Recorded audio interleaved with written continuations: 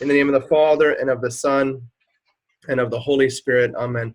Lord Jesus Christ, you who promised that when 2 or 3 are gathered in your name, you would be here among us. Be here now with us. Send down your Holy Spirit upon us and bless our mission, bless our work.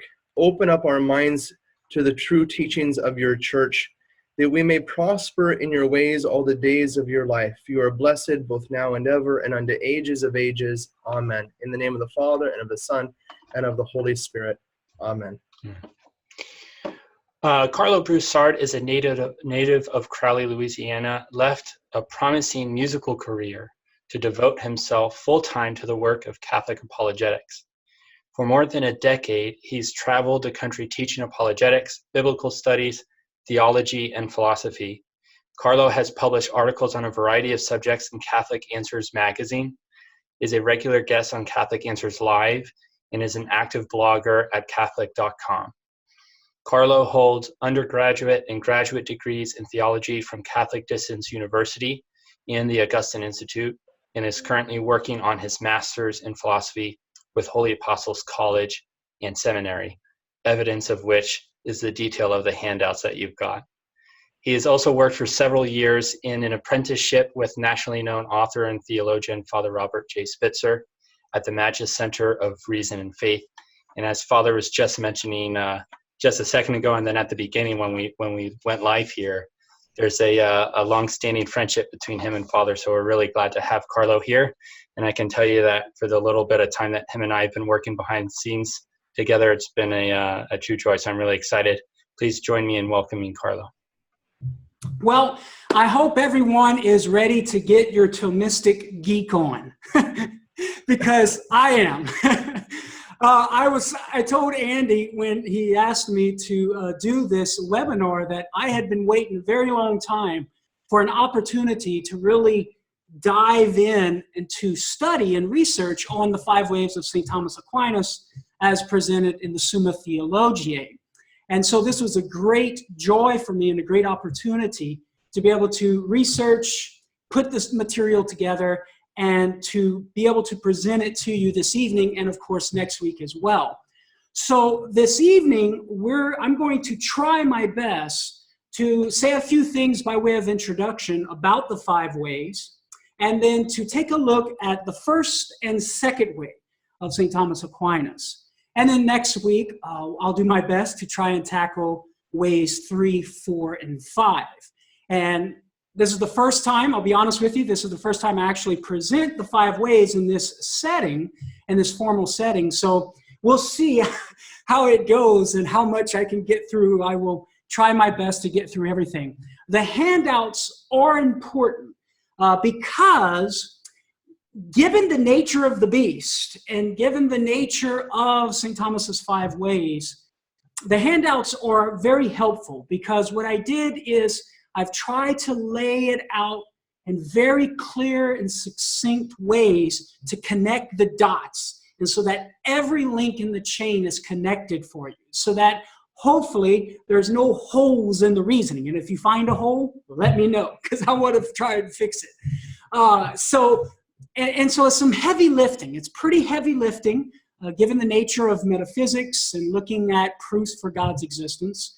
So the handouts are important, and I will be referring to them. So for our viewers who are not here on the screen with me, out there in social media land, be sure to try and click the chat and go to the link. Hopefully they'll be able to do that, right, Andy? I would assume they will. Okay, good. So just a few things by way of introduction. As you see on the handout, the introduction is divided into 2 parts. So a few things to know about the 5 ways, and then I'll make a few comments about some of the resources that I've provided to you. Obviously, I'm not going to go through all of them, but I just want to highlight a few of them. So some things to know about the 5 ways by way of introduction.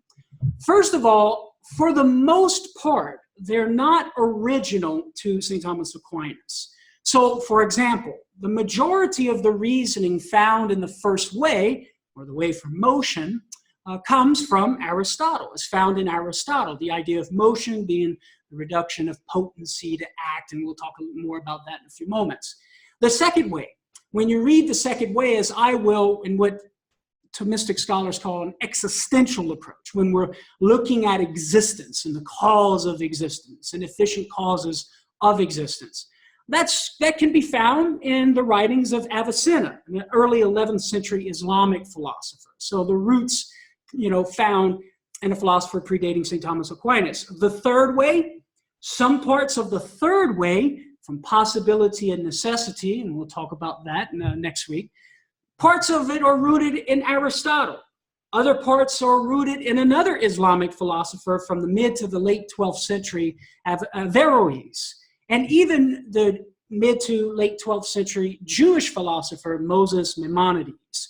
So 1, 2, and 3, they have their roots. A lot of the parts have their roots in other philosophers. The fourth way seems to be a meshing of Plato and Aristotle together, sort of a synthesis of lines of reasoning found in both philosophers.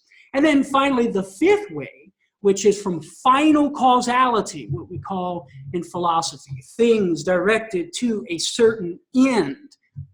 We'll talk about it, right?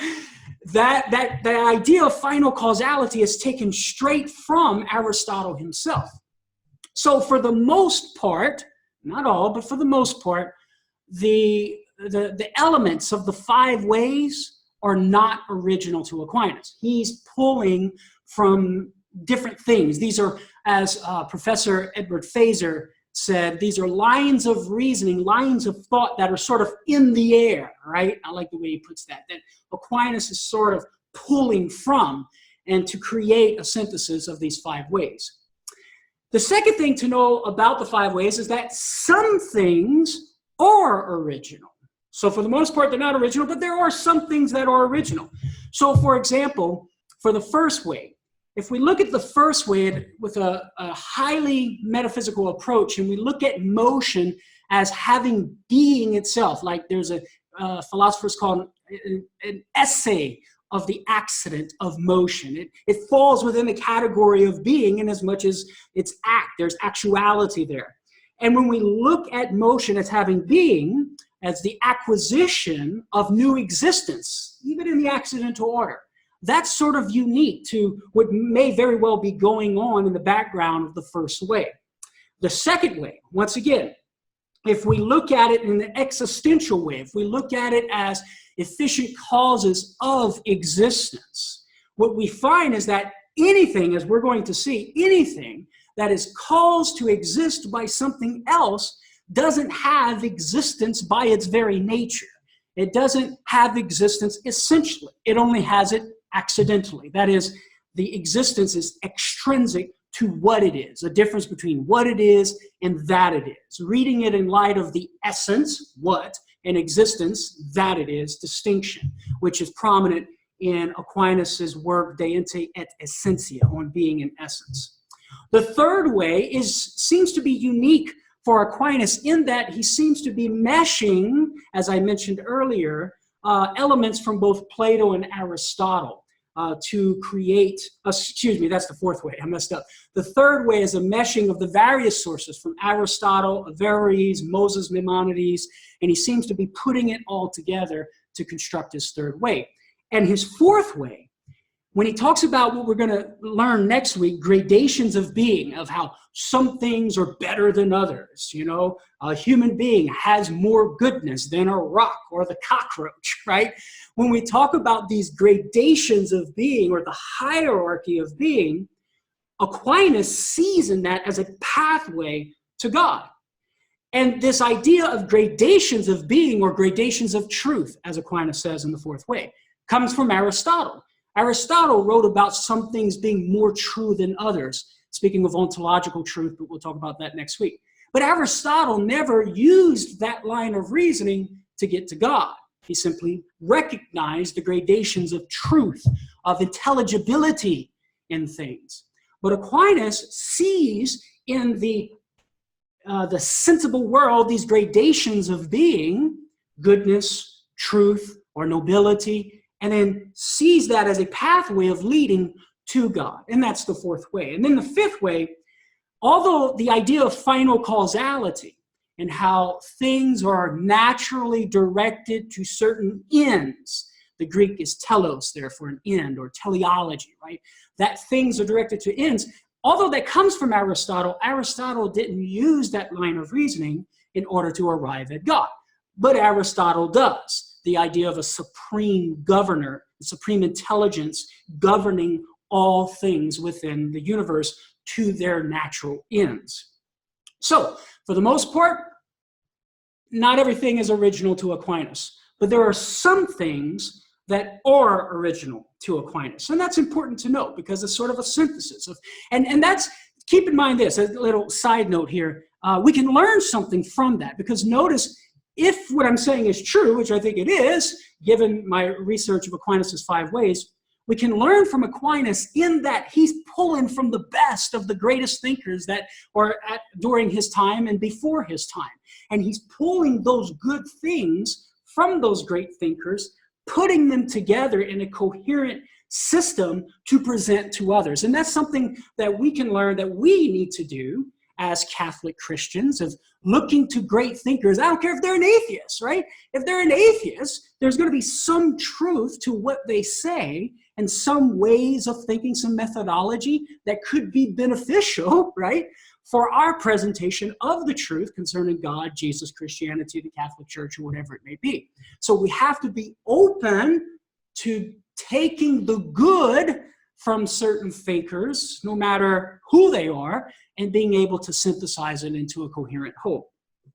Another thing that we need to know about the 5 ways, and this is extremely important as well, is they are summaries that presuppose a certain metaphysical system and metaphysical principles. Okay, these are sketches of lines of reasoning in order to get to God's existence. And as we're going to see, he does think they're demonstrative.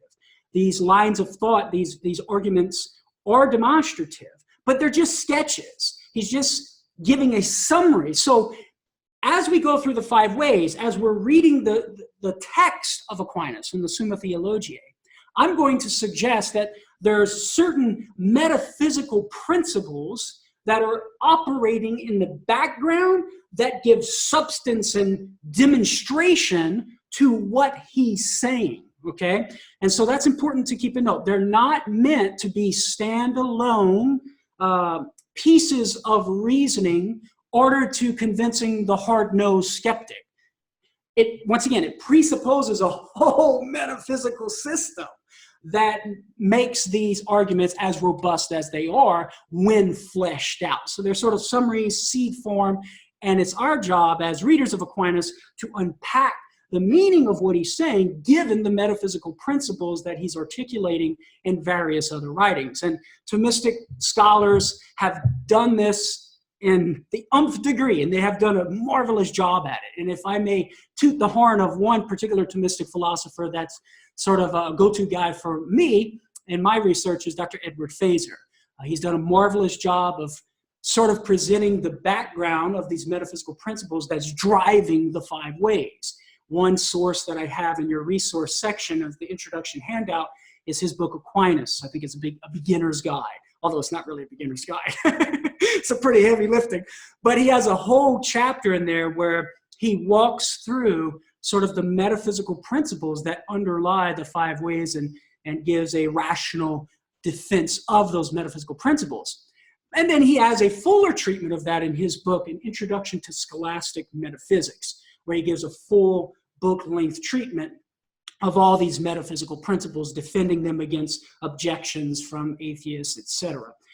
So these are summaries presupposing metaphysical principles. And as I present the 5 ways to you, I'm going to do my best to draw out those metaphysical principles in order to show that these 5 ways do indeed work as demonstrations of God's existence. 4th thing to know about the 5 ways is the being that Aquinas arrives at the conclusion of each of the 5 ways is not a full-blown out understanding of God, okay? So many times, skeptics or atheists will read the 5 ways, arrive at, the uncaused cause or the unmoved mover and say, well, that's not God of classical theism, right? But they fail to understand that Aquinas spends a heck of a lot more time in over 100 articles unpacking what's embedded in the concepts of an unmoved mover, first way, an uncaused cause, second way, an absolutely necessary being who does not derive its necessity from something else, third way, an unlimited maximal being, not limited in any way, supreme being, fourth way, the supreme intelligent governor of all things besides himself, the fifth way. So these concepts, or embedded within these concepts, are the various divine attributes that require more legwork to unpack. So know that when we arrive at the conclusions, Aquinas is going to say, this is what we call God. This is what we call God, implying that more legwork needs to be done to unpack what's embedded there in order to arrive at a conclusion. This is God. And not only, this is what we call God. So that's important to know. Another thing to know about the five ways is that the five ways are not the only ways, okay? Aquinas' five ways, of course, get the most attention, but there are many other arguments for God's existence that Aquinas thinks are sound and reasonable and actually demonstrative. So, for example, there's the Neoplatonic argument.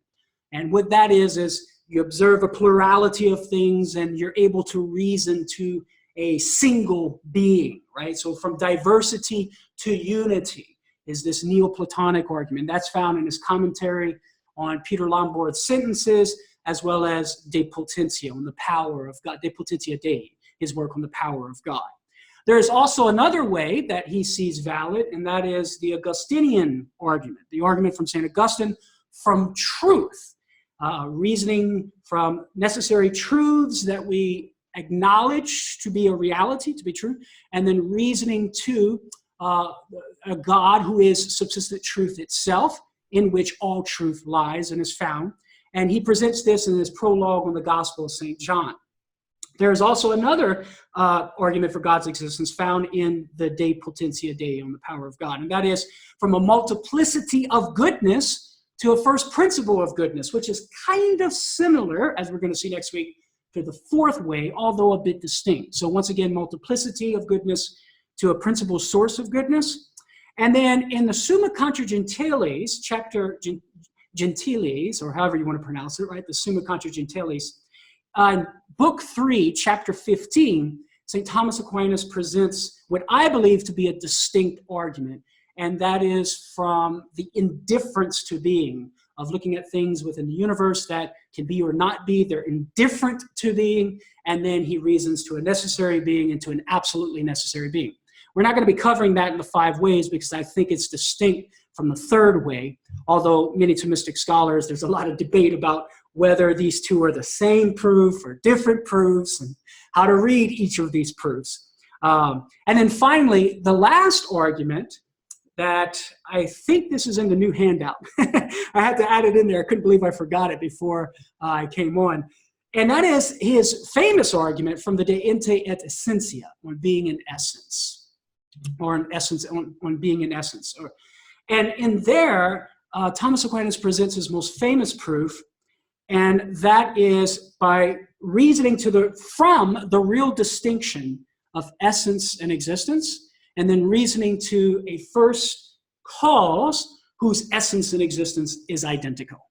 Now, there's actually a great book on this, by the way, that recently came out, I guess, a few years back by Gavin Kerr, and I think it's just entitled On Being in Essence. And he gives a full-length treatment of that particular argument, which, in my estimation, as I read Aquinas' five ways, it's very plausible to make the argument that argument in the De Ente et Essentia is sort of running in the background of all of the five ways, in fact, or at least in some way is driving the five ways.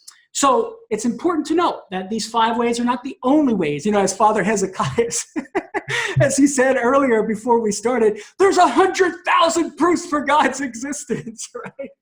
And I'm sure there is, because there's more than 100,000 things in existence within the physical universe that could be starting points for God's existence, right? But the point being is that there are many proofs for God's existence.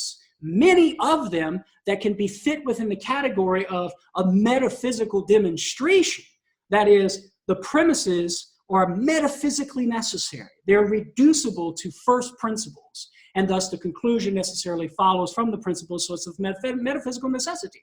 But then there's a host of other types of proofs for God's existence that are probable arguments, dialectical arguments. They're not metaphysically demonstrable, but boy, they sure do give good reason to believe in God's existence. And that leads us to the next thing that we need to know about Aquinas' 5 ways.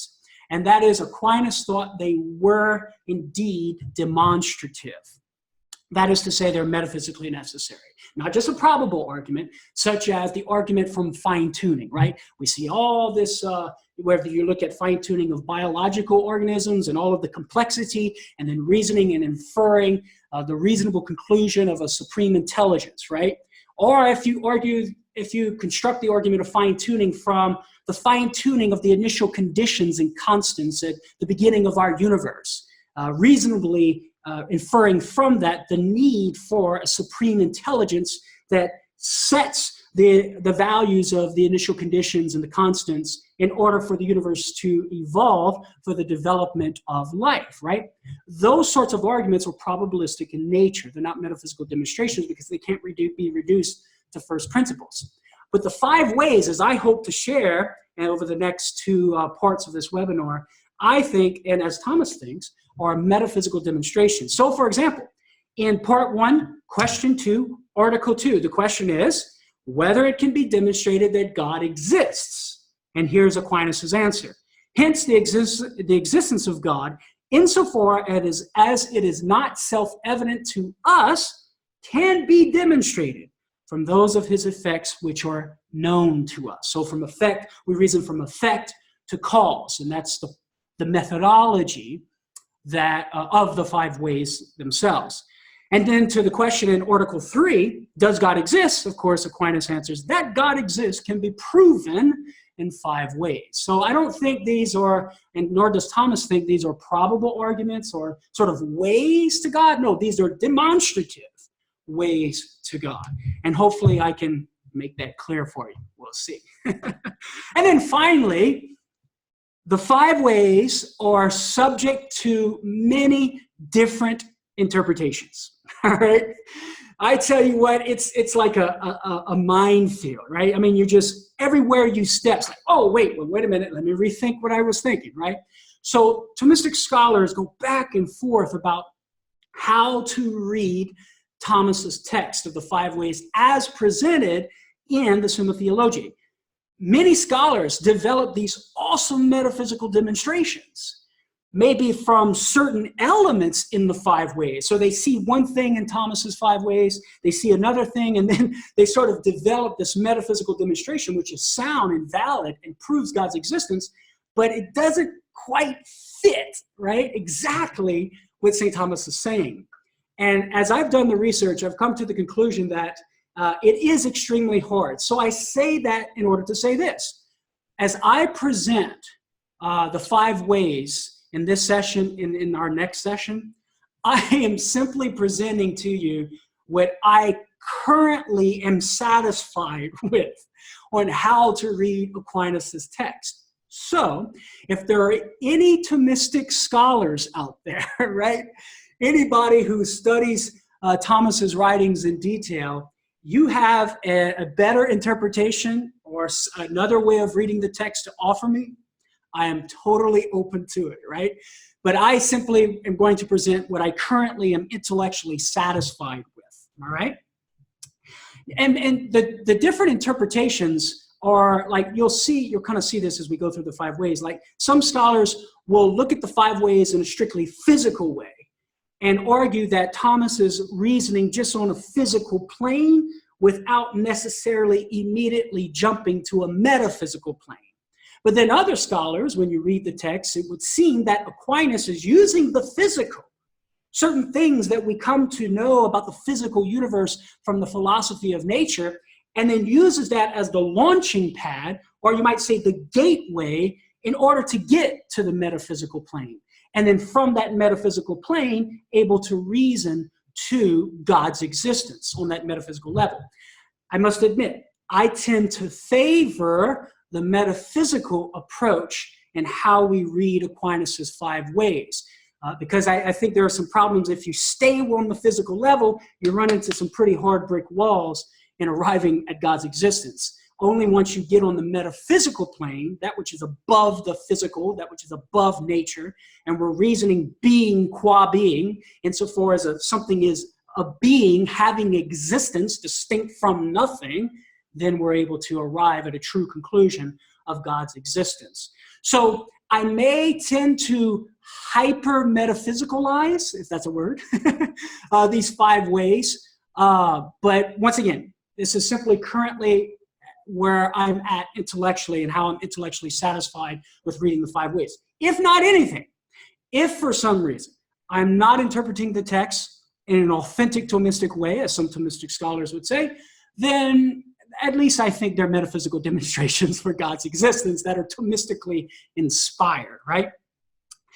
All right, so that's some things that we need to know by way of introduction about the 5 ways. And the reason why I spent so much time on that is because the title of the presentation is The 5 Ways of Aquinas, right? Answering Atheism. Now, some of the resources, I'm not going to read through all of them. I just want to highlight a few of them for you. One of them I highlighted already is by Dr. Ed Feser, Aquinas, A Beginner's Guide. That gives a great treatment of the 5 ways that's not only introductory, which can introduce the reader who doesn't have a background in philosophy to the 5 ways, but he actually provides a robust defense of the 5 ways against common objections that are proposed to the 5 ways. So that's a great resource. If you want to read any book to start on the 5 ways, I would highly recommend Dr. Feser's book, Aquinas, A Beginner's Guide. There's some other books worthy of highlight as well. One of the books that was very influential in my research of the 5 ways there listed is by Dr. Dennis Bonnet. He's a retired philosophy professor for 36 years at Niagara University in New York.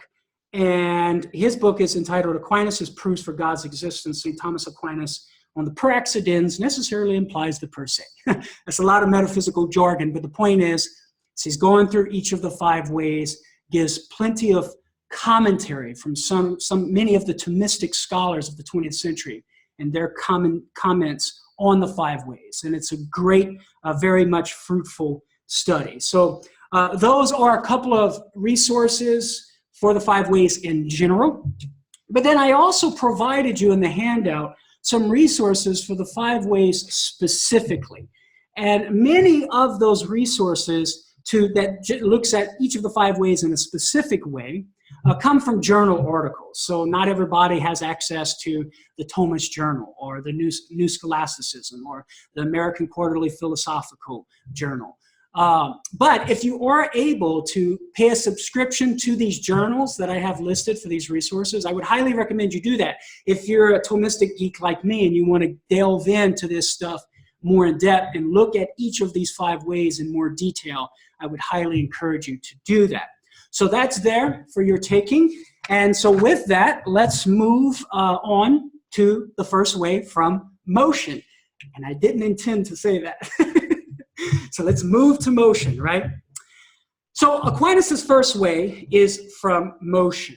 So that's the datum, right? The datum, the starting point, that which we observe within the physical universe is motion. Things move. Now, granted, somebody out there is going to say, well, maybe motion is an illusion, right? Well, obviously, if that's the objection, we're going to have to put the first way on hold, and we're going to have to take a step back and defend the existence of motion or change in general itself, because motion is a subspecies of change. Motion and change can be synonymous in certain ways. So we would have to first take a step back and establish that metaphysical principle of motion being a reality. And that can be done. As I mentioned before, Dr. Ed Feser has done that in quite some detail in his work, Introduction to Scholastic Metaphysics. And of course, other Thomistic scholars have done it as well. But Ed Feser is one of the more popular ones. So but assuming that that objection is taken care of and that there is motion, that's what we're starting with. And so here's what Aquinas says from the text of the Summa itself. The first and more manifest way is the argument for motion. It's certain and evident to our senses. Now, keep in mind, Aquinas is working on that Aristotelian precept that all of our human knowledge comes from the senses. So at least first from the senses. Whatever's in the intellect, it was first derived from the senses. So he trusts senses. Of course, a skeptic may doubt the trustworthiness of our senses. Okay, once again, we're going to have to take a step back and deal with that obstacle before we can move forward. But assuming that's not an obstacle for our friend that we're dialoguing with, it's evident to our senses there's motion. Continuing, that in the world some things are in motion. Now motion, and here he's going to define motion, and this is key. Now motion is nothing else than the reduction of something from potentiality to actuality. For motion is nothing else than the reduction of something from potentiality to actuality. All right? Now, Thomas is already employing some highly metaphysical concepts here of reduction from potency to act, or potentiality to actuality. He's taking that directly from Aristotle himself. So as Aristotle would define motion as the act of a being in potency insofar as it's in potency. Now you're thinking to yourself, what in the world does that mean, right? Okay. So maybe a simpler way of putting it is, it's this progressive actualization of a potential, all right? So it's sort of this in-betweenness of pure potentiality. So the bullet is in the gun and it's not fired yet. It's in between that and actuality, the bullet has hit its target. So it's the actualization of a potency, but insofar as it's in potency, there's still more actuality to be gained before it terminates in its end. So it's this in-between stage. It's in between pure potency and actuality. It's the actualization of a potency, but insofar as it's still in potency to its terminus, okay? So an example of one particular type of motion would be locomotion. And this is what Aquinas uses. One of the examples he uses for motion, the reduction of a potential to a reduction of potency to act, in the first way. And that is a stone being moved from point A to point B by the stick, which is moved by the hand, right? So the stone, as it's at rest, is in potency to getting from point A to point B. If it's at point B, it's not in motion either because it's actually there. The motion of the stone is the in-between stage of its potency to be being actualized, right? That's local motion. Now, here's what's key. Aquinas doesn't only have local motion in mind. He has a broader concept of motion, as did Aristotle, that could apply also to motion or change, is how we would better understand it today, on a qualitative level and a quantitative level. So qualitative change would be considered motion as well, as Thomas himself exemplifies in his example of the fire making the wood hot. You could use the example of, the fire making the water hot in the pot on the stove, trying to reach, from 72, it might be 72 degrees, and trying to reach the 200 mark. In as much as it's at 72, it's not in motion. If it's at the 200 mark, it's not in motion. But as you add heat to the water, and it's in that progressive actualization of potency, that process of actualization of potency to the 200, it's in motion. So that's qualitative motion or qualitative change. So Aquinas not only has local motion in mind, he has qualitative motion as well, the sort of expansive view of motion. And then, of course, quantitative change would constitute an example of motion as well. So, if I eat too much good Cajun food from southern Louisiana, right? I'm from near Lafayette, Louisiana, and we love our good Cajun food, right? Well, when I go home to give a talk and mama does the cooking, guess what? I have a quantitative change, right? I gain weight, all right? So that would be that progressive actualization of the adding of weight would be considered a quantitative change or quantitative motion. Now, one key point about motion that I would submit to you is sort of running in the background, once again, of Aquinas' presentation of the first way, is what we would call in philosophy the essay of accidents, or the essay of motion. Because notice how he's defining motion. It's the reduction of potency to act, or the actualization of potency, where there's a potential and there's the gaining of the actuality, right? Now, inasmuch as there is an acquisition, acquiring new actuality, there's an acquisition of new being, there's an acquisition of new existence, even if it's only in the accidental order. Because remember, for Aristotle, the concept of being applies not only to substantial things, me, you, Fido, and Rover the dogs, right? A being not only applies to substantial things, to a substance, but being also applies to the 9 categories of accidents, these things that inhere in a substance, such as quantity, quality, place, etc.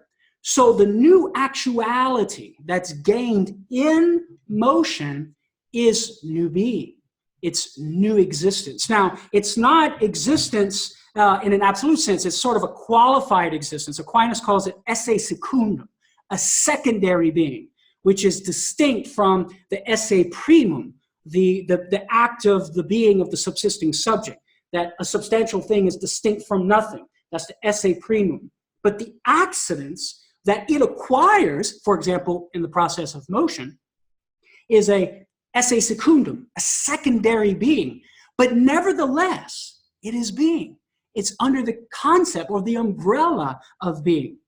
And this is going to be key as we move through the first way, as we read through it, in order to arrive at God, not only as pure act, but also as pure esse itself, pure existence itself, right?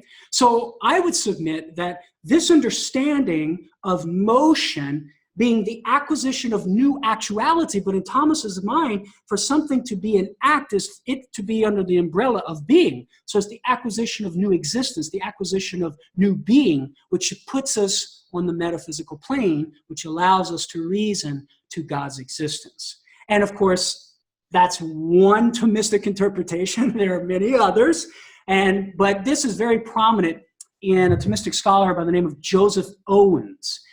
He has written several scholarly papers on this idea of motion being the actuality of new esse or new existence. I have those scholarly articles referenced for you in the resource section in that introduction handout. And then also, too, there's another article that I want to draw your attention to that articulates this idea of the esse of accidents, of the acquisition of new being, new existence in motion, and that is by John Canazas.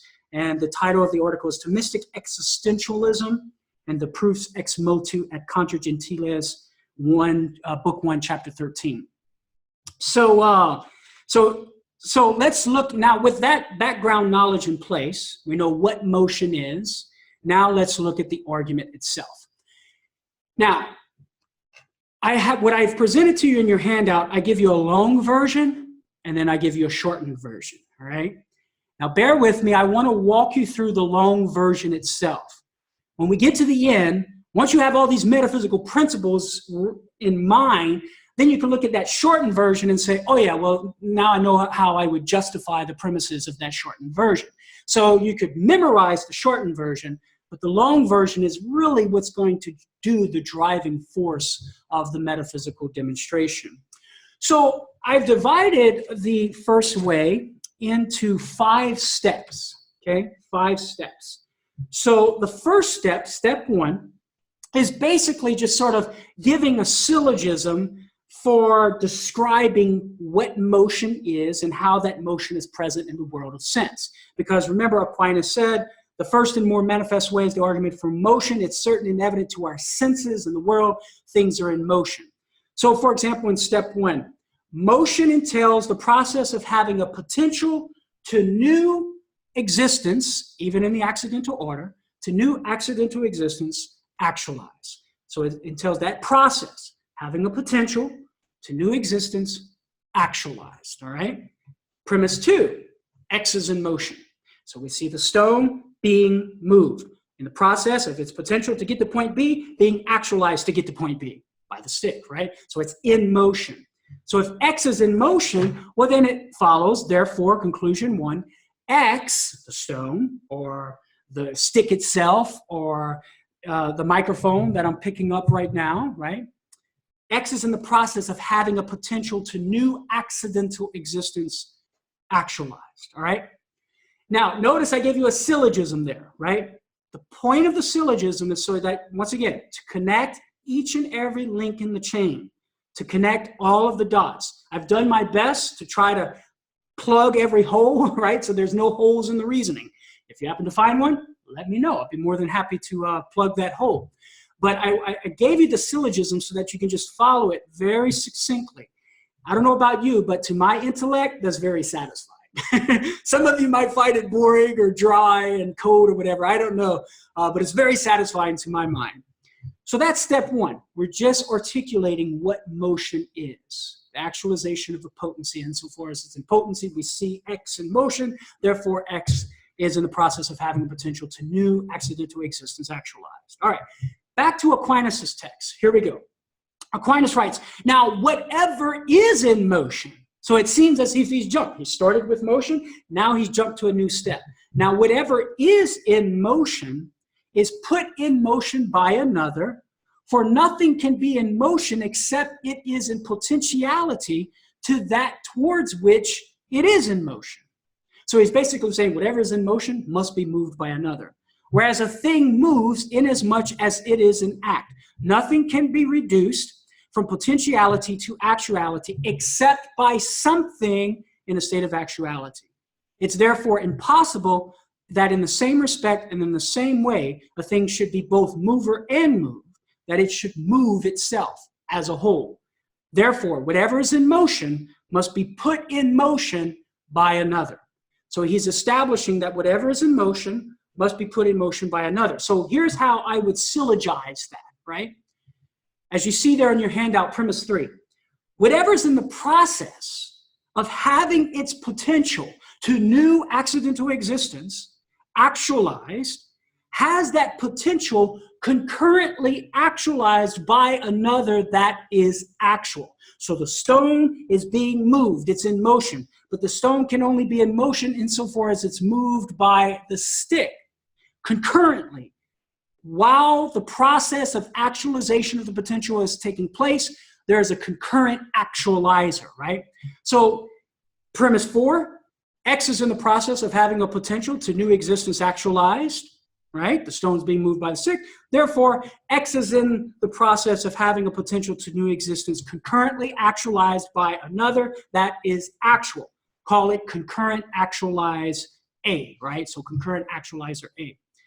Now, you might be thinking to yourself, okay, well, what about premise 3? I said whatever's in the process of having a potential to new accidental existence actualized has that potential concurrently actualized by another that is actual. How do we justify that?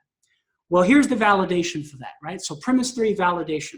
Number 1, this new existence that is being derived is either going to be from the thing itself, from nothing, or from another. Now, it can't be from the thing itself, and this is what Aquinas is drawing out. It can't be from the thing itself, because in that case, the thing would be giving what it does not have. It would be actual, in as much as it has the new existence to give, and it would be in potentiality to that new existence because it doesn't have it. So it would be actual of that new existence and potential to that new existence in the same respect at the same place and time. But as Aquinas recognizes, that's absurd. That violates the principle of non-contradiction. So the new acquired accidental existence that motion is the result of, that involves the process of motion, can't come from the thing itself. It can't come from nothing, right? Obviously, we would be violating the principle of sufficient reason, but just note this. If the new existence were coming from nothing, right, well then there would be nothing to distinguish the potency to the act from the actuality itself. Nothing to distinguish the potency to the act from the actuality itself.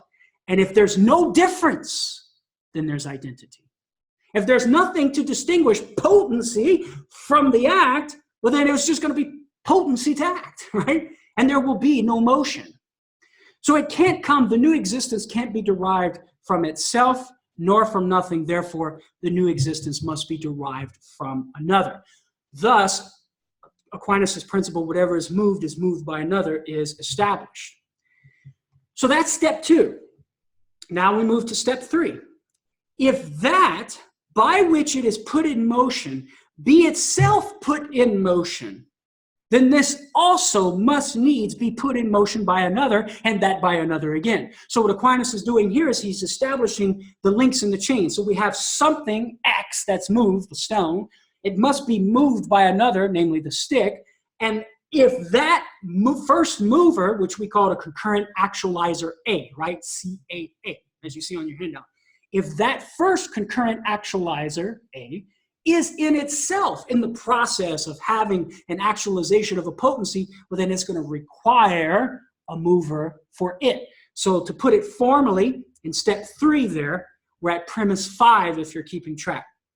If at the moment concurrent actualizer A is actualizing X's potential to new existence, if at that moment CA itself has a potential to new accident to existence being concurrently actualized by another actualizer, call it concurrent actualizer B, then concurrent actualizer A is a concurrent intermediate actualizer. So concurrent actualizer A would be in between the concurrent actualizer B and the effect itself, namely the motion of the stone.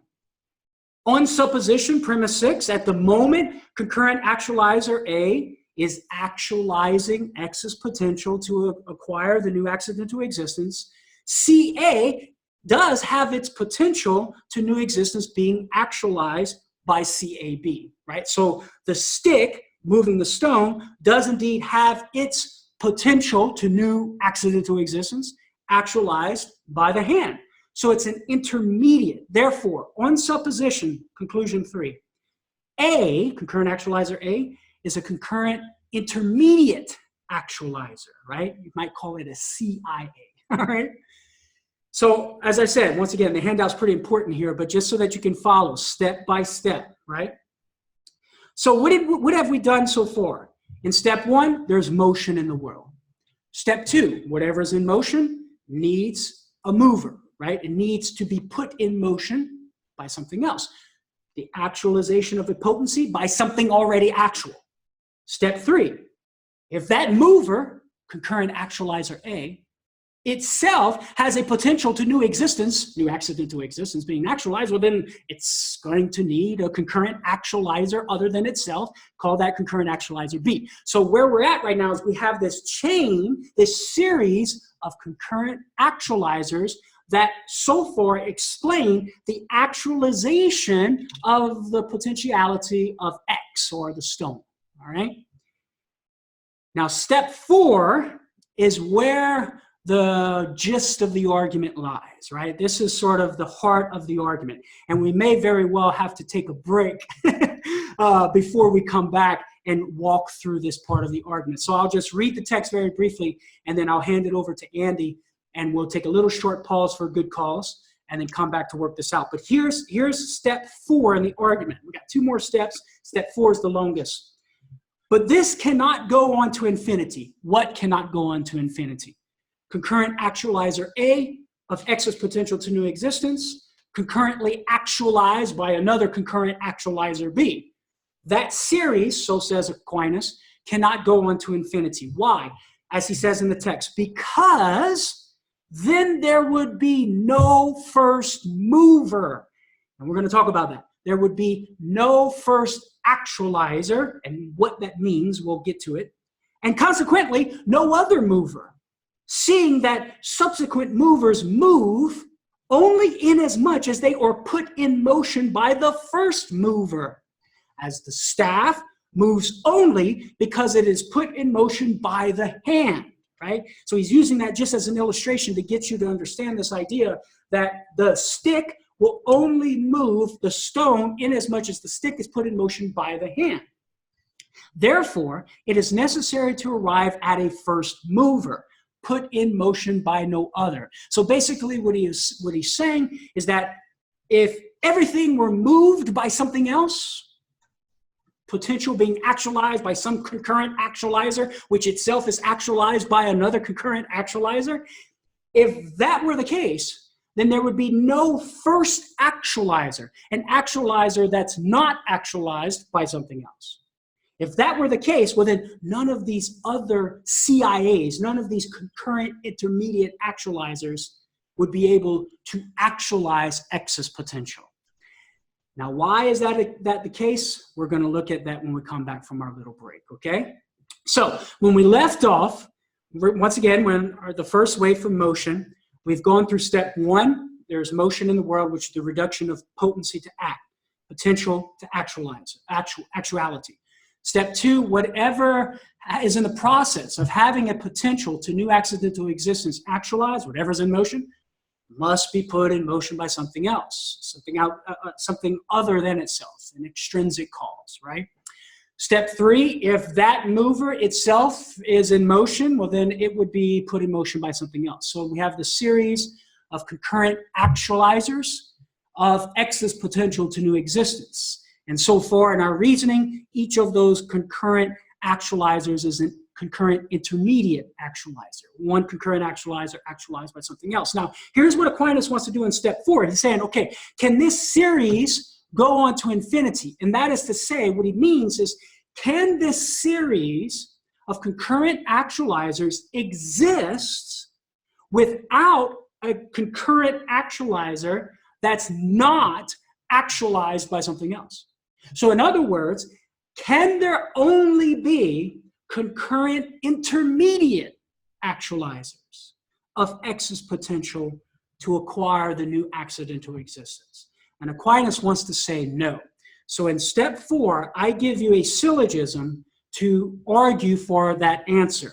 So here's what I'm going to do. I'm just going to lay out the syllogism, and there's only one of the premises in the syllogism that we really have to defend, okay?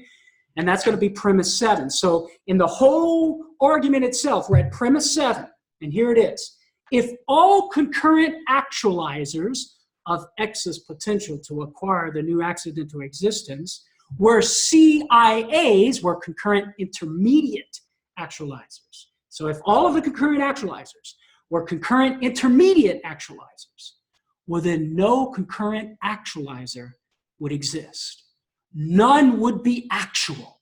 In other words, they would have no actuality to impart to any of the other concurrent actualizers and ultimately to impart to X, in order to actualize X's potential to acquire the new accidental existence. So, premise 7, if all concurrent actualizers of X's potential to new accidental existence were concurrent intermediate actualizers, then no concurrent actualizer of X's potential would exist. But X's potential to new accidental existence, premise 8, if no concurrent actualizer of X's potential to new accidental existence exists, if none of the concurrent actualizers exist, well then guess what? X's potential would not be actualized. It would not be in motion. But we know from sensory experience, X's potential to new accidental existence is in the process of being actualized. It is in motion.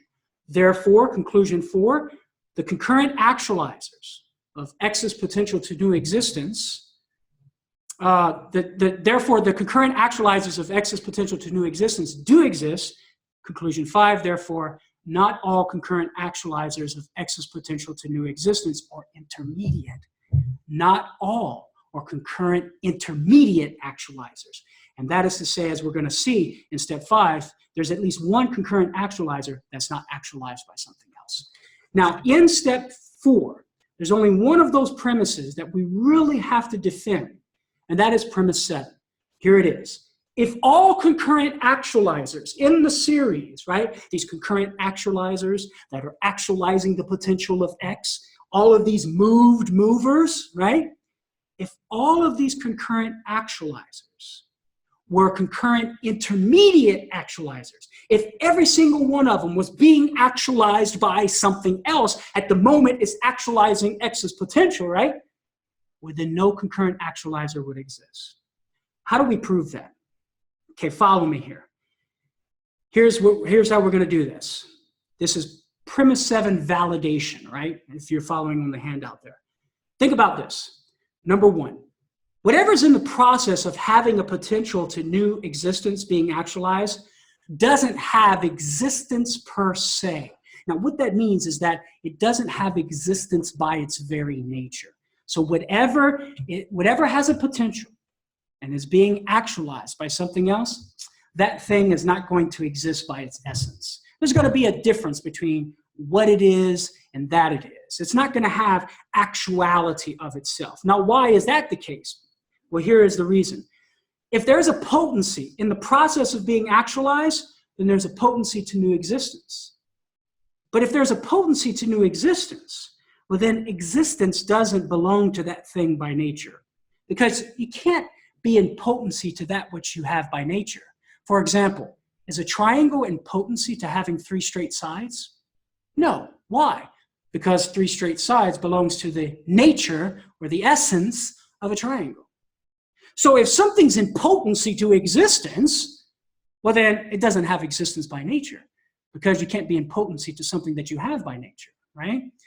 So if a potency is in the process of being actualized, it's a potency to new existence. If it's a potency to new existence, even in the accidental order, right? If it's a potency to new existence, well then that thing doesn't have existence per se, of itself, by its very nature.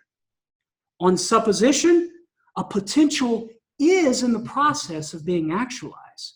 So therefore, on supposition, existence isn't had per se. Existence isn't belonging to the nature of the thing.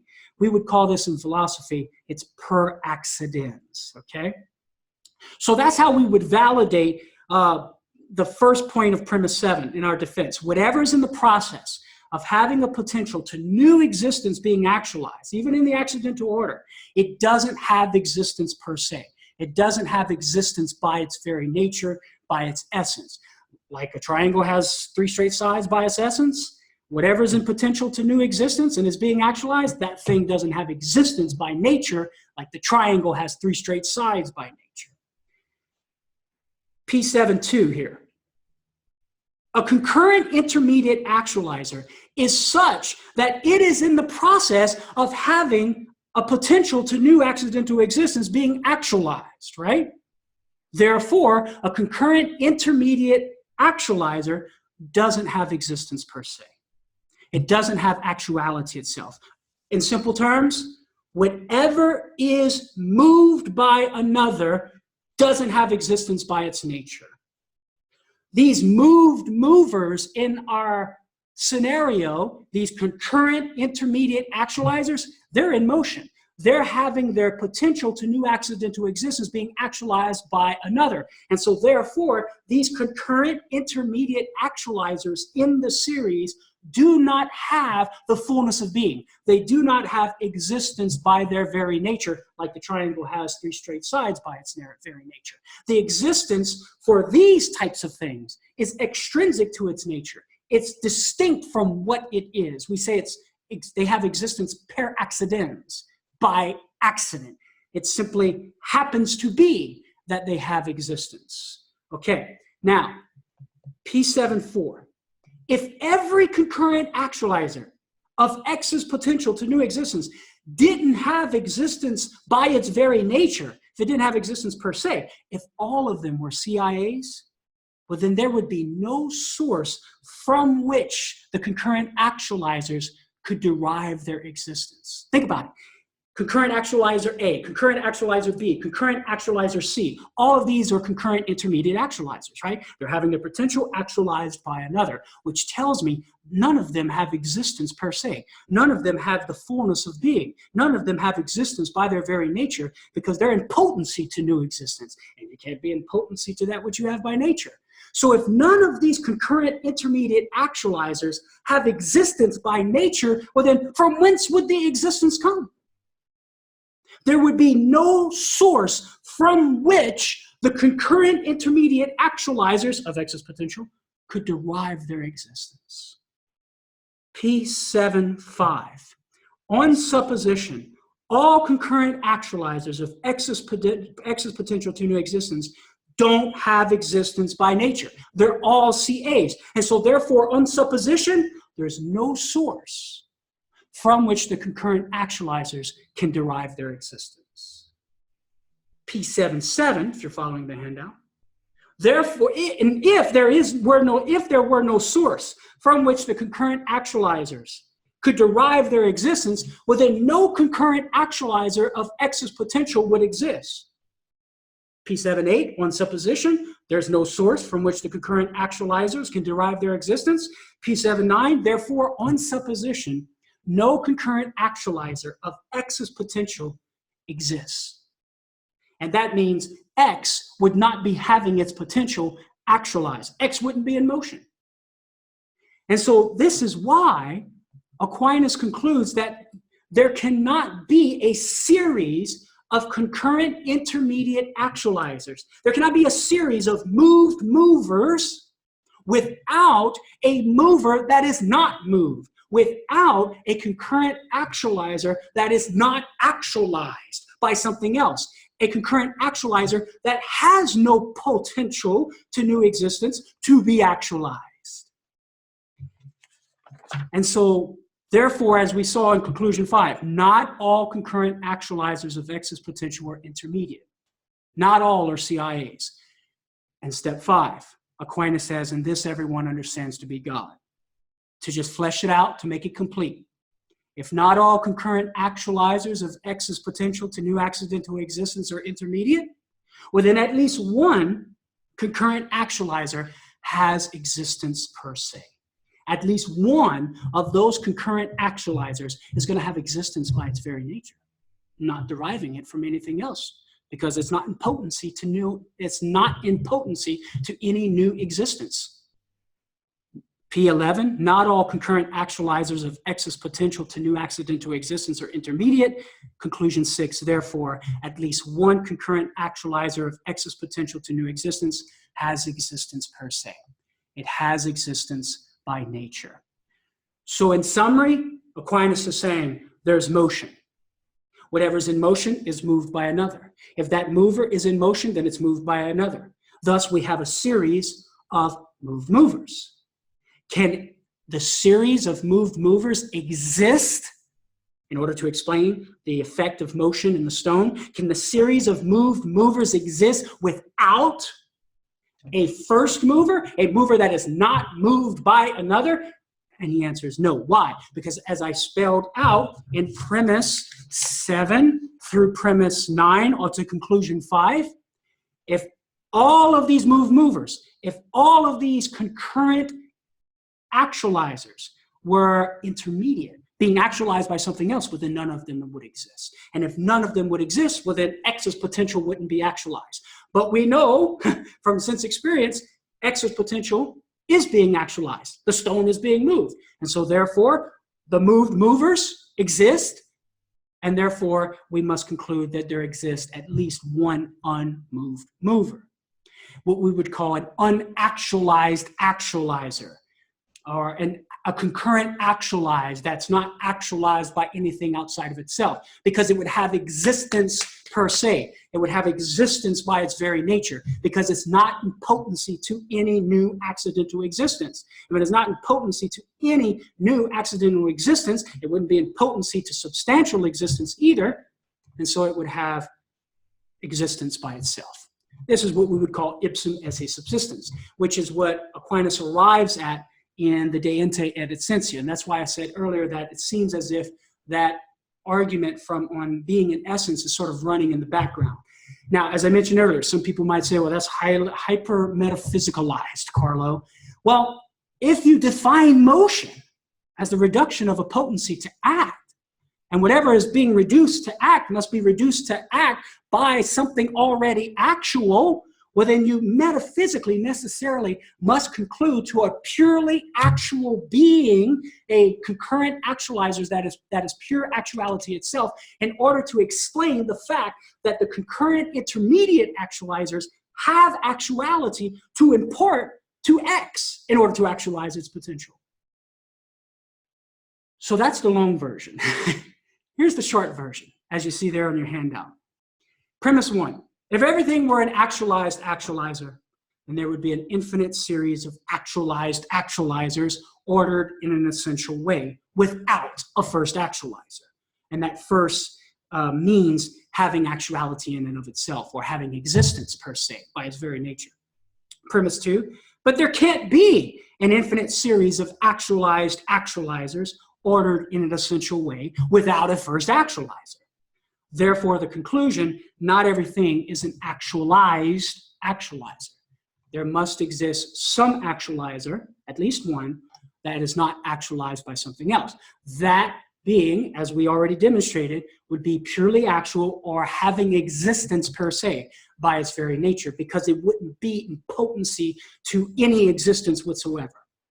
And that being is God, right? Now, somebody might say, well, you haven't proved that it's absolutely unique. You could possibly have more than one unactualized actualizer.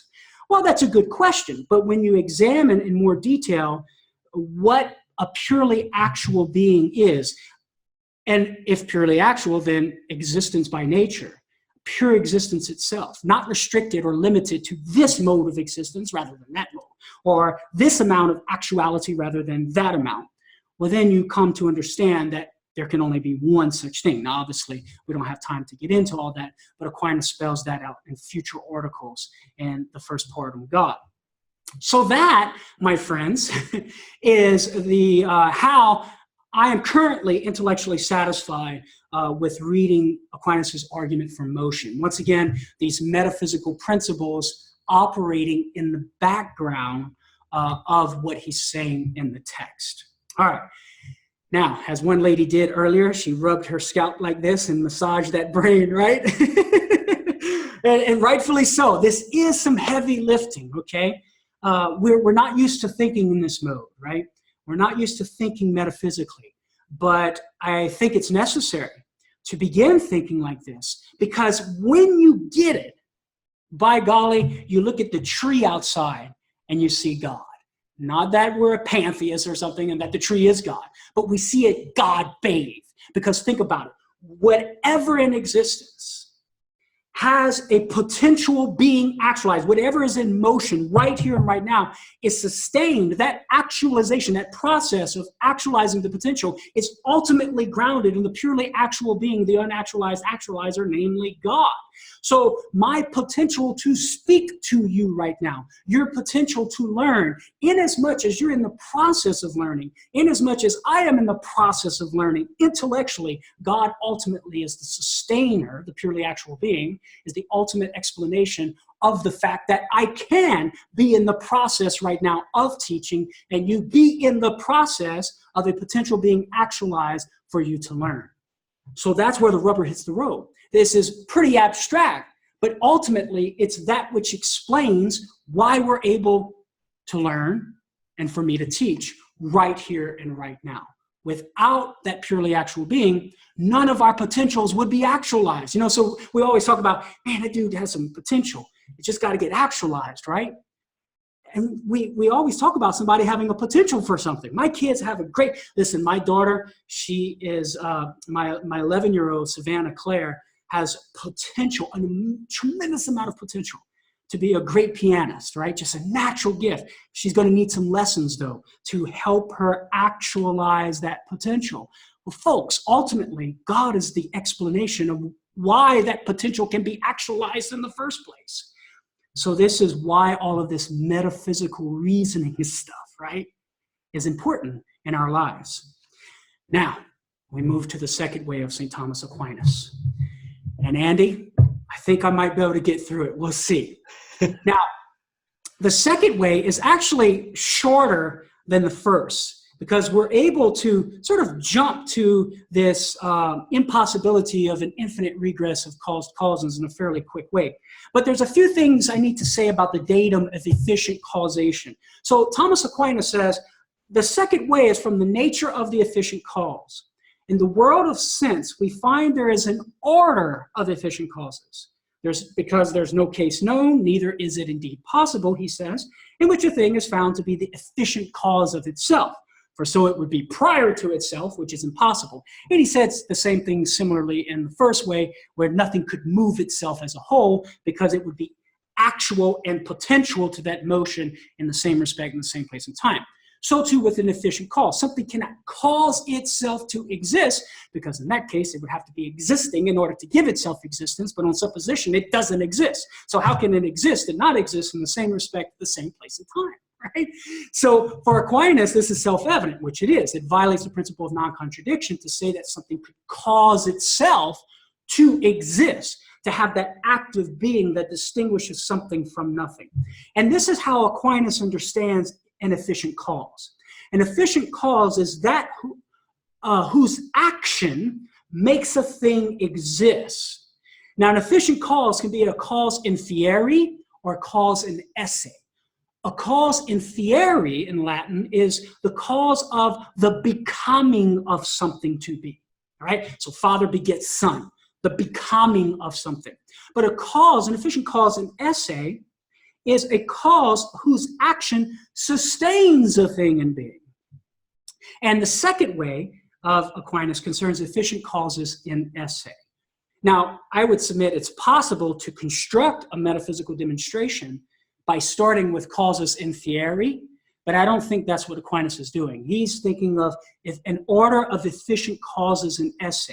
That is, the activity of things concurrently being the reason why other things exist, okay?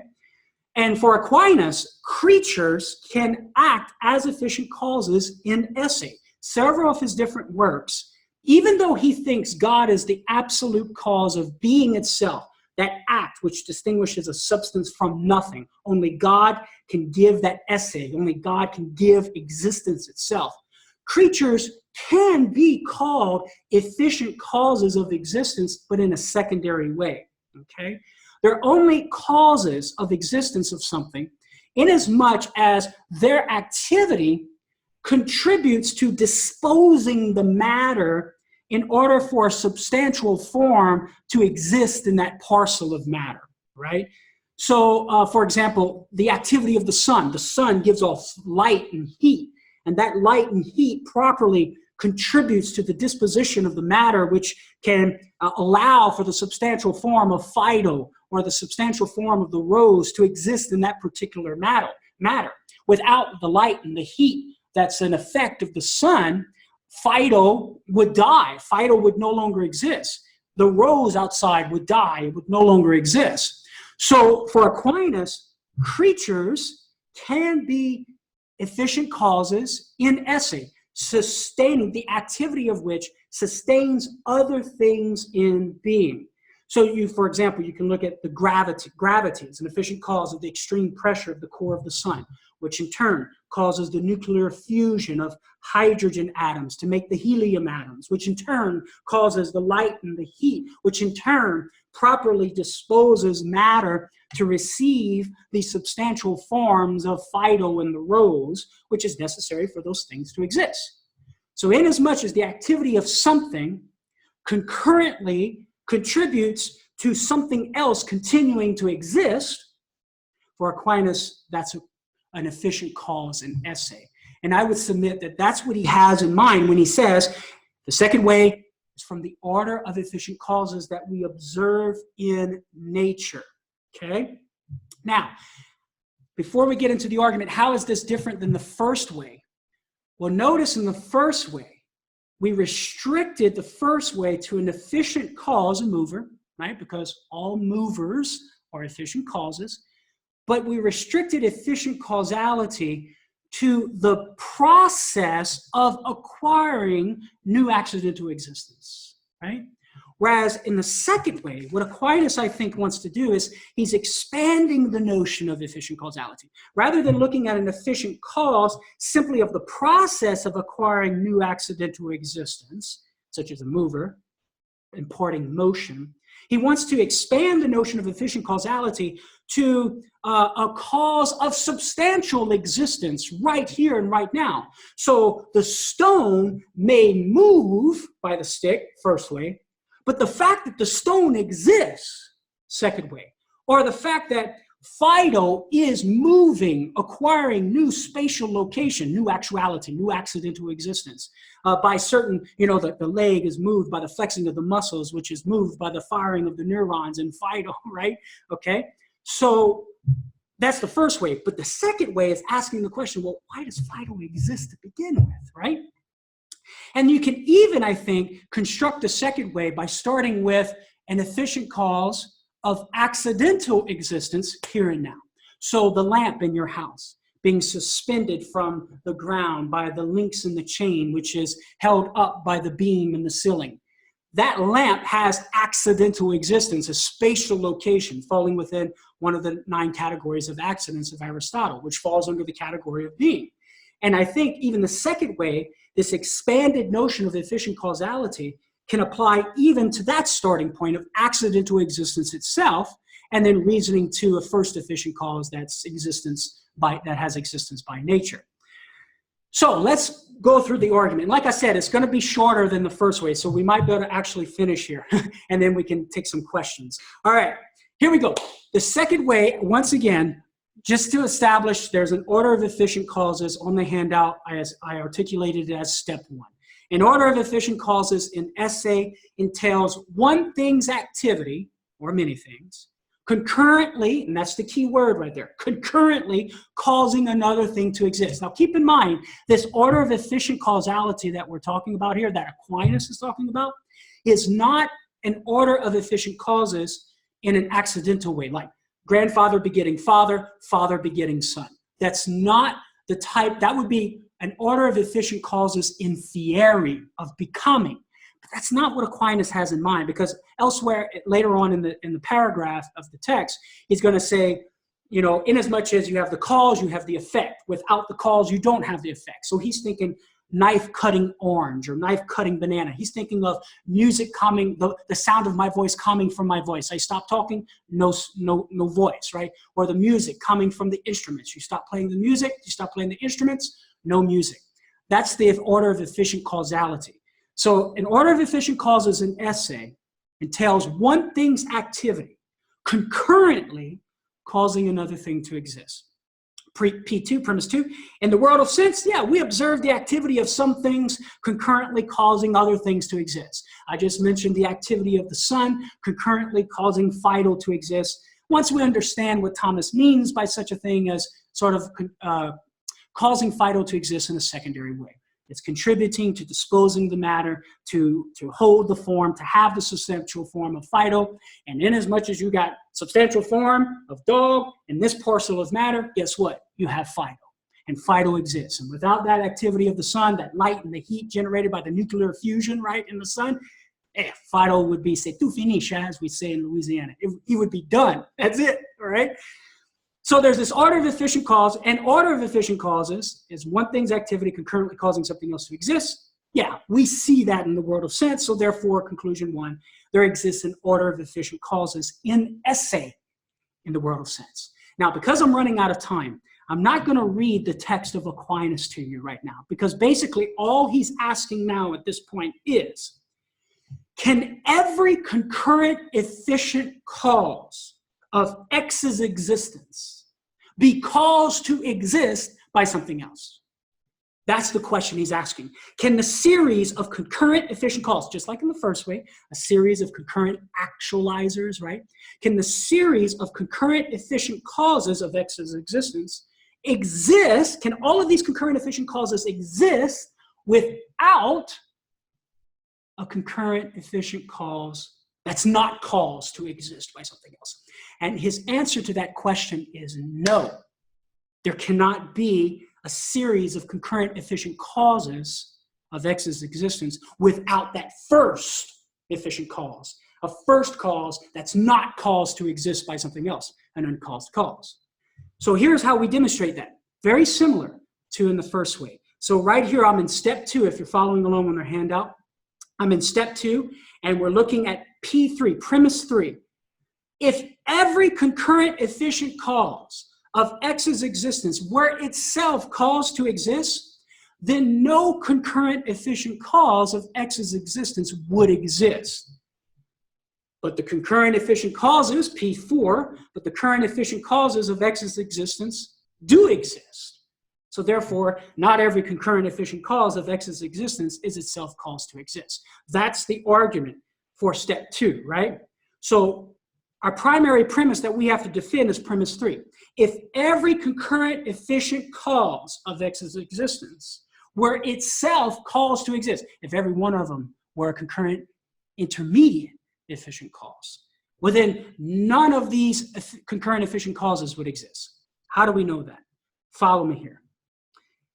If every concurrent efficient cause were caused to exist, well then every concurrent efficient cause would have existence per accidens. That is to say, if every concurrent efficient cause is caused to exist by something else, none of those concurrent efficient causes has existence by nature.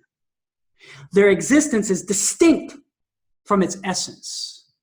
How do I know that? Well, whatever is concurrently caused to exist by an extrinsic cause, that has existence per accidens. Why? Because, listen, if something had existence by nature, it wouldn't be in potency to the causal activity of something else. You don't have a triangle being in potency to receiving 3 straight sides by something else, right? Why? Because 3 straight sides belongs to the essence of a triangle. Now, you might need something else to give a triangle the color red. You might need something else to put a triangle in the wood, but the triangle is not in potency, doesn't need the causal activity of something else to have 3 straight sides, because 3 straight sides belongs to the nature of a triangle. So too, if something has existence by essence, if something has existence by nature and its existence and essence are identical and not distinct, well then it's not going to be in potency to the causal activity of something else in order to exist, because it's going to exist by nature, right? So whatever is concurrently caused to exist by an extrinsic cause, that thing doesn't have existence by nature. That thing only has existence per accidens, accidentally. And on supposition, in our scenario here, every concurrent efficient cause of X's existence is concurrently caused to exist by an extrinsic cause. And so therefore, on supposition, every concurrent efficient cause of X's existence has existence per accidens. That is, on supposition, hypothetically, every concurrent efficient cause in this scenario does not have existence by nature, only has existence per accidens. That is, the existence is distinct from its nature. Why is that? Because every concurrent efficient cause is being caused by something else. And whatever is being caused by something else, guess what? It doesn't have existence by nature. Just as the triangle doesn't need a cause outside of itself to have 3 straight sides, a concurrent efficient cause that would have existence by nature wouldn't need a cause outside of itself, because it would exist by nature. Now, we've demonstrated premise 3. If every concurrent, actually we haven't. All right, I messed up there. Let me retract a little bit. So if you're following along on the handout, we've looked at P3 validation 1. If every concurrent efficient cause of X's existence were caused to exist, then every concurrent efficient cause would have existence per accidens. Okay? Now here we go, P3 2. If every concurrent efficient cause had existence per accidens, well then guess what? No concurrent efficient cause would exist.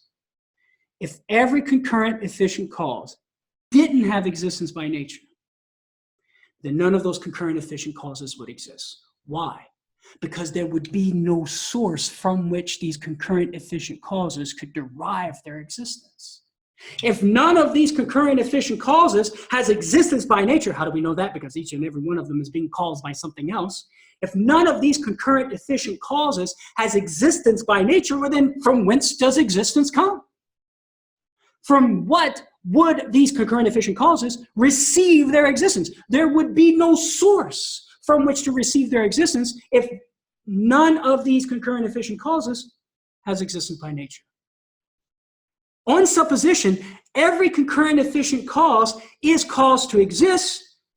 P3-4, therefore, on supposition, every concurrent efficient cause has existence per accidens, and therefore, on supposition, no concurrent efficient cause exists.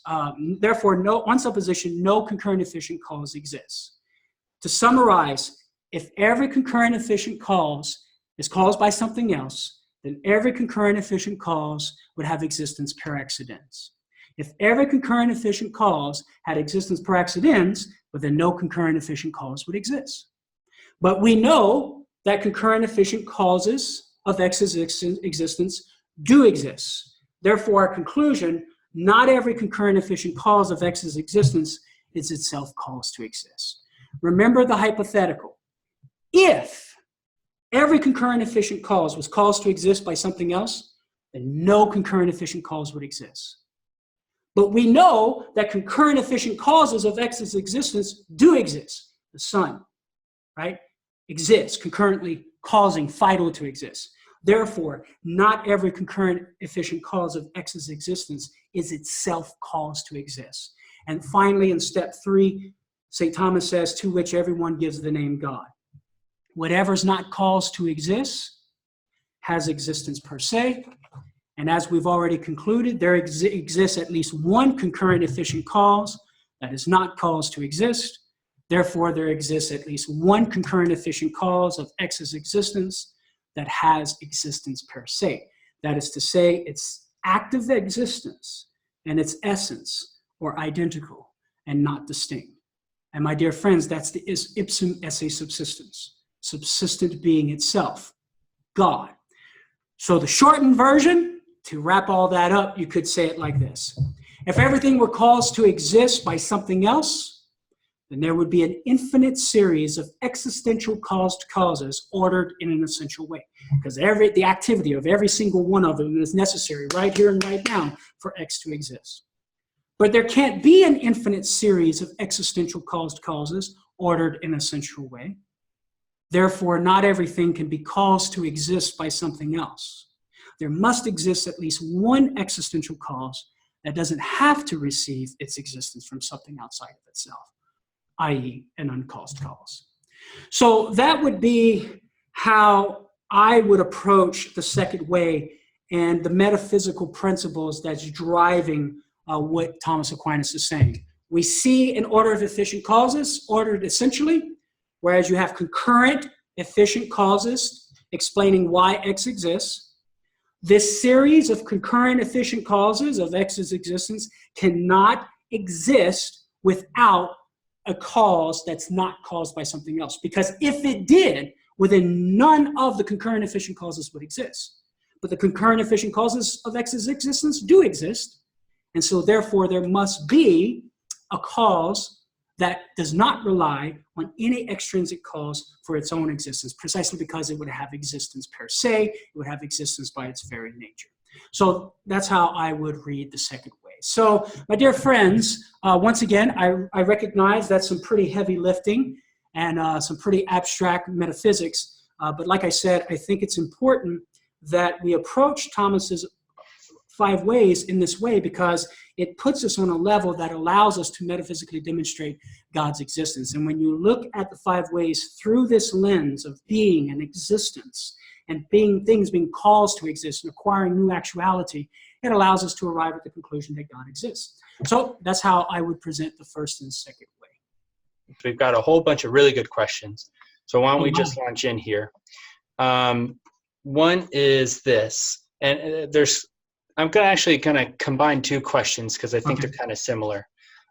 Lisa Corba is asking, how does Dawkins sort of respond to arguments like this? Right.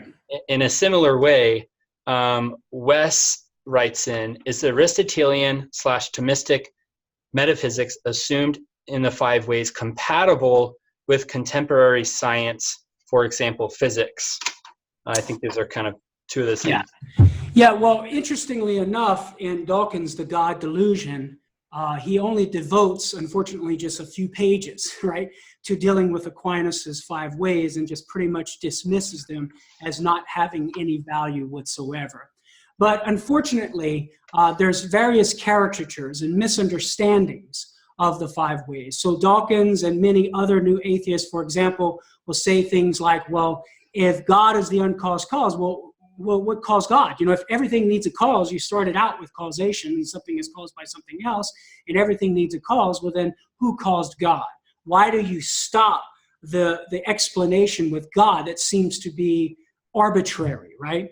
Well, obviously, that's just a misunderstanding of Aquinas' ways, because he's not saying everything is in motion. He's not saying everything is cause. He's simply starting with motion itself, saying whatever is in motion is moved by another. Whatever is caused by another. And when you reason through the series of causes, asking, can such a series of causes exist without a first cause that's not caused? The answer is no. Why? Because none of the series of causes wouldn't exist in the first place. So in order to account for the existence of the series of caused causes, which explains why X exists, you metaphysically have to assert that a first cause that's not caused exists, that has existence by nature. Otherwise, you're going to have to end up denying the very existence of X itself, which is absurd. So when we arrive to this conclusion of God not being caused, it's not arbitrary. It's the metaphysical conclusion of these metaphysical premises that are valid in construction and their argument. They're metaphysically necessary and true, and so the conclusion necessarily follows. So it's not in any way arbitrary to say that God is uncaused. It's simply the logical conclusion of the premises that we started with. And with regard to whether the Aristotelian Thomistic metaphysical system is compatible with contemporary science and scientific findings, I would say the answer is yes. And once again, the book that I cited earlier by Dr. Fazer, Introduction to Scholastic Metaphysics, he deals with a lot of those issues of apparent incompatibility between the Aristotelian Thomistic system of metaphysics and contemporary science, and shows how they in fact harmonize. And I must say that he's actually working on a book right now that's going to be dealing with some more of those issues as well. And even in his new book, 5 Proofs of the Existence of God, he deals with some of those issues as well within the context of defending 5 proofs for God's existence. It's not necessarily the 5 ways of Aquinas, but there are 5 distinct proofs for God's existence. And in the context of articulating those proofs, he deals with some of those objections from contemporary science, such as, virtual particles, so-called coming into existence without a cause. Even dealing with Newton's law of inertia, which would apparently undermine the first way of whatever's moved, it needs to be moved by another. And he deals with those issues as well. It shows that there is no incompatibility, but there is indeed harmony. So yes, there are resources out there to address that concern.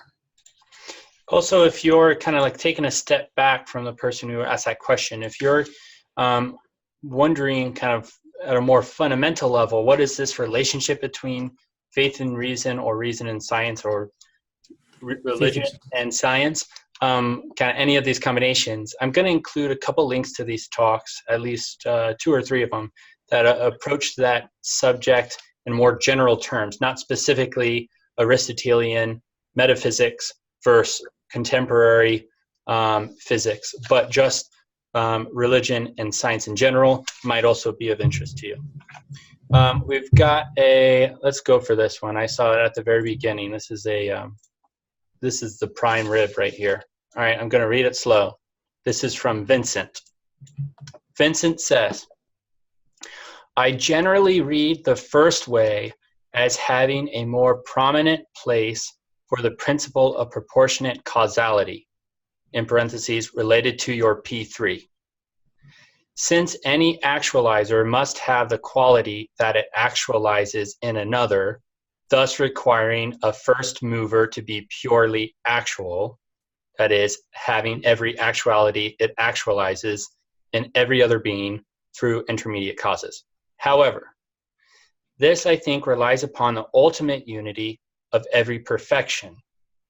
Do you think that this reading is merely an alternative phrasing of your reading, or does it require additional explanation alien to the plain text of the first way? All right, so if I'm understanding the question correctly, is basically with regard to proportionate causality, that is to say, whatever is in the effect must be in the cause in some way. So some people actually get in trouble with this. So they'll think, well, if the effect is motion, well then, if whatever's in the effect has to be in the cause, well then the cause is going to have to be in motion, right? And so if you reason to a series of movers, well then you're going to have to postulate that first mover as being in motion, which according to our supposition, according to our principles, it would have to be moved by another, right? And this is a problem many run into, but we have to understand the principle of proportionate causality that's sort of underlying the first way and the second way is whatever potential is being actualized must be actualized, as Thomas says, by something that is actual. The actualizer or the cause doesn't necessarily have to have what is in the effect formally, we would say in philosophy. It could have it virtually, as if it has the power to bring about the actualization of the potential, or it has it immanently. It has the perfection in the utmost degree. So if we were to look at the transcendentals of goodness and truth, right? God being the first cause of all these perfections has these perfections in an immanent way, right? To the nth degree, unlimited, whereas goodness is limited to this thing and that thing. But in God, goodness is unlimited because he is being unlimited, and being and goodness are convertible. So God can cause goodness in things because he's unlimited, having goodness in an immanent way. But God can also cause a material thing to exist, right? Or motion within a body, whether it be through an intermediate thing, an intermediate actualizer, or directly himself. But that doesn't mean God is a body, because God, by virtue of being pure act, has virtually the power in and of himself to bring about the effect of motion or bring about the existence of material things in itself. So the principle of proportionate causality doesn't restrict us to saying whatever is in the effect formally must be in the cause formally, because the principle of proportionate causality allows the cause to have the perfection that's in the effect, to have what's in the effect, not only formally, but also possibly imminently or virtually. So for example, a simple example, I might have a $20 bill in my wallet that I could give to you. That would be like the effect, the $20 bill being in the cause in a formal way, right? Or I could have the $20 bill virtually. So I might not have the $20 in my wallet, but I could go to the bank and get you $20, right? Or I might have the $20 in the most imminent way. I might have a printing press machine that can make money, right? Okay, and then I can just give you all the $20 bills I want, right? So just because something is in the effect in a formal way, it doesn't necessarily follow that the cause of that effect must have that quality formally as well. It could have it also virtually or immanently. So inasmuch as God is purely actual, he has the power within himself to bring about new actuality within the universe, whether that actuality is a substantial actuality or substantial existence, or whether that new actuality is accidental existence, whether it be place, quality, quantity, matter itself, etc. So hopefully that kind of gets at the question. Where Harold Gomez wrote in a question, and I think we're going to end on this one here, has to do with the relationship between the first way and the second way. Yes. He asks, all right, so if I understand this correctly, the first way is the effect, and the second way is the cause. Two ways are interconnected. Is this correct? Well, I mean, that's one way some Thomistic scholars look at it. Whereas in the first way is looking at what is being moved, and the second way is looking at the cause of things. And although that's a plausible interpretation, when I read the five ways, I see both in both first and second way. So in the first way, yes, he's starting with a potential being actualized, which must be actualized by another.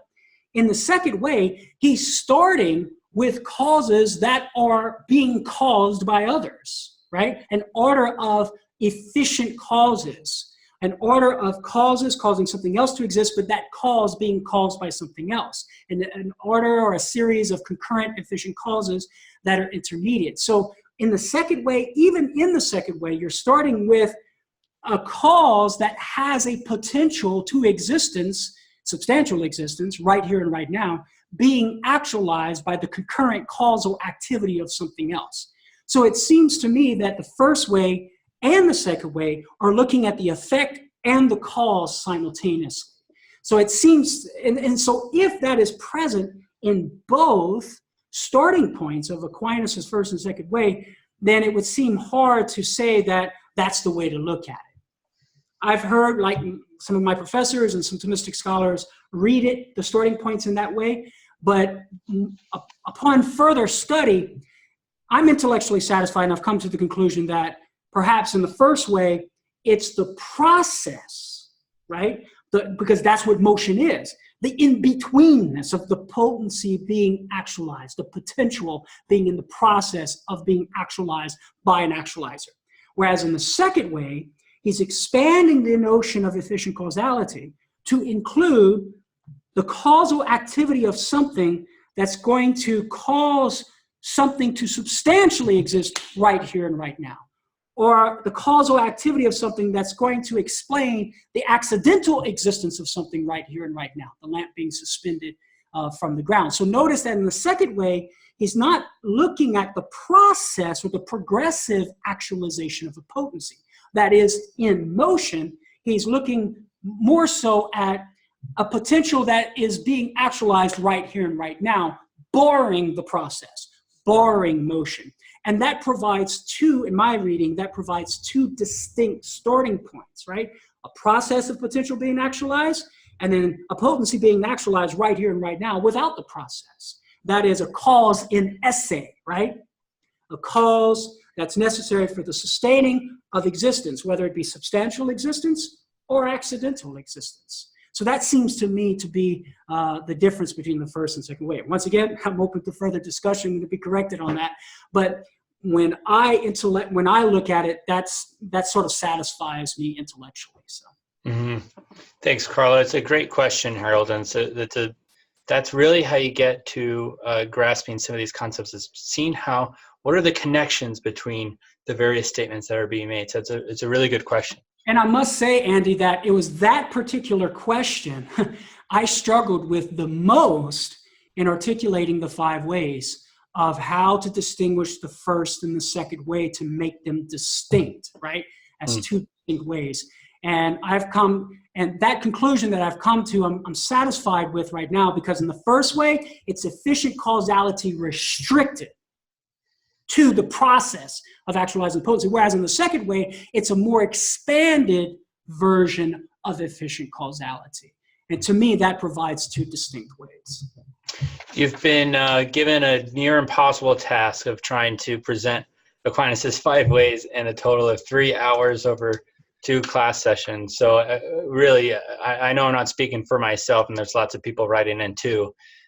We appreciate the vigor and the sort of studiousness that's required to try to condense such complicated information to this. Thank you, Carlo. Thank you, Andy, and thank you everyone for watching and listening. God bless you all. See you next week.